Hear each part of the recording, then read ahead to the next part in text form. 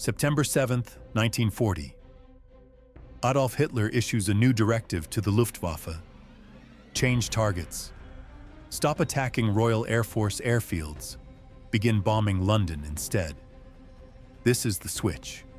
The decision that changes everything. But to understand why this matters, you need to know what was actually happening in September 1940. The truth most Battle of Britain stories don't tell you. The RAF was losing, badly. Their airfields were being systematically destroyed. Pilot losses were unsustainable.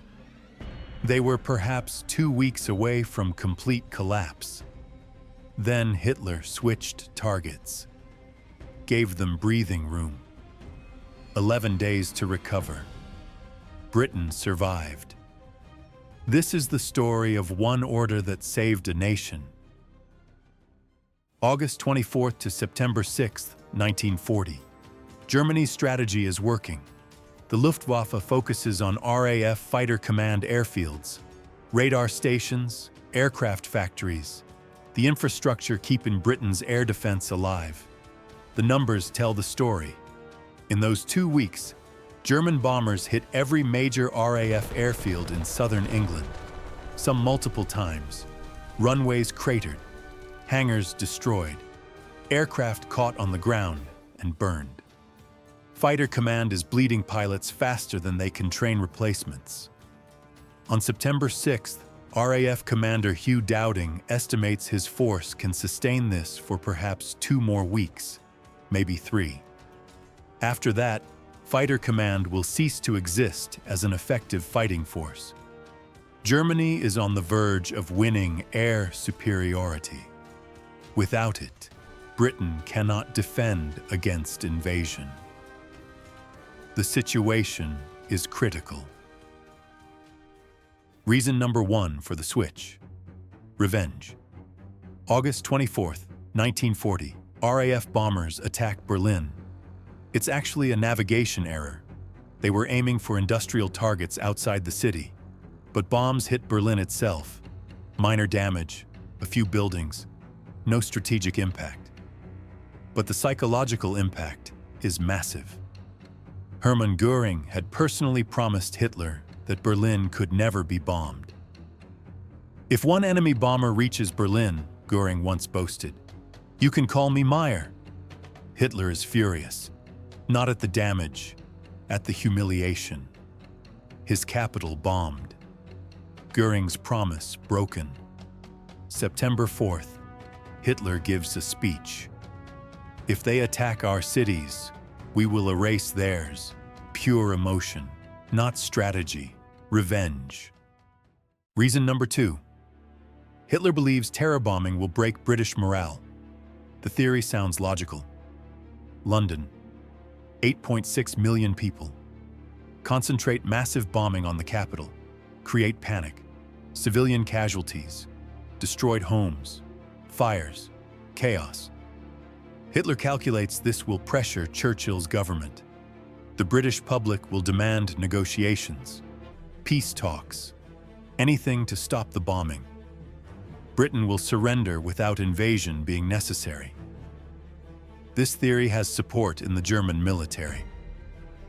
Strategic bombing doctrine suggests attacking civilian morale can win wars faster than destroying military targets.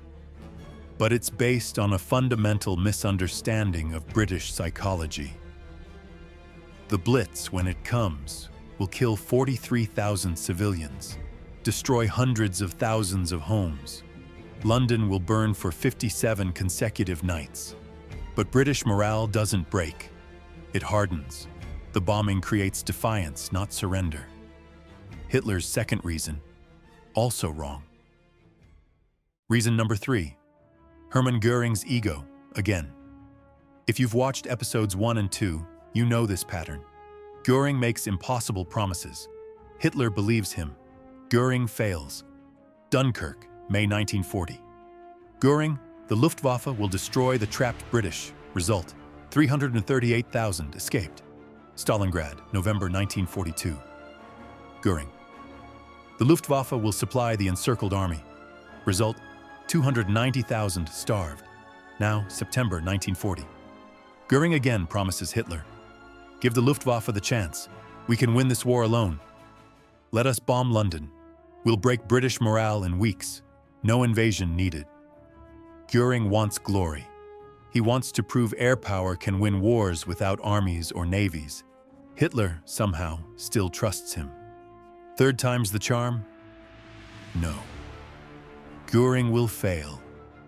Again. But Hitler doesn't know that yet. Reason number 4. Timeline pressure for Operation Sea Lion. Germany's planned invasion of Britain keeps getting delayed. Originally scheduled for mid-August, then late August, now mid-September. The German Navy is terrified. They don't have enough ships to protect the invasion fleet. British Royal Navy will slaughter the slow-moving barges carrying German troops. Navy Admiral Raeder tells Hitler, "We cannot guarantee safe passage unless the Luftwaffe achieves complete air superiority first. But achieving air superiority is taking too long. The methodical destruction of RAF airfields works, but slowly." Hitler grows impatient. Maybe switching to London will force a quicker decision, break British resistance faster. Desperation, not strategy. Another emotional decision. September 7th. The switch happens. German bombers head for London instead of RAF airfields, and immediately, Fighter Command gets breathing room. 11 days. September 7th to September 18th. Without constant attacks on their bases, the RAF can repair runways, rebuild hangars, rest exhausted pilots, bring in reinforcements, receive new aircraft from factories that are no longer being bombed. The transformation is remarkable. On September 6th, Fighter Command was on its knees. By September 15th, they're launching their largest coordinated defense of the entire battle. September 15th becomes known as Battle of Britain Day. The RAF inflicts such heavy losses on the Luftwaffe that Germany realizes air superiority is impossible. Hitler's switch gave the RAF exactly what they needed. Time. Just 11 days. But enough. September 7th, 1940, evening. The Blitz begins. Over 300 German bombers hit London. The bombing continues every single night for 57 consecutive nights, then sporadically for months after. The human cost is terrible. 43,000 British civilians killed. Over 1 million homes destroyed or damaged. Entire neighborhoods reduced to rubble. London burns. But Hitler's strategic goal fails completely. British morale doesn't break. If anything, the bombing unites the country, creates determination, defiance. Churchill's speeches resonate even more powerfully. Most critically, the RAF continues fighting.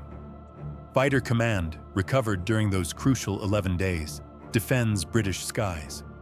Luftwaffe bomber losses mount steadily. By late September, Germany realizes the truth. They cannot win air superiority. Operation Sea Lion is impossible. The invasion is cancelled.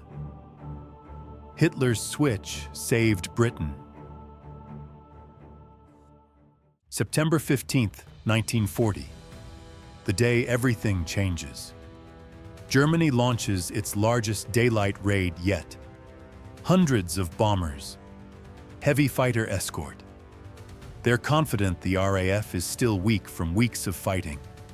But Fighter Command, recovered during those 11 days Hitler gave them, meets the attack with overwhelming force.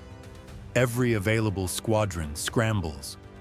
Wave after wave of Spitfires and Hurricanes tear into German formations. Luftwaffe losses are catastrophic. The bombers that reach London do minimal damage. Most turn back.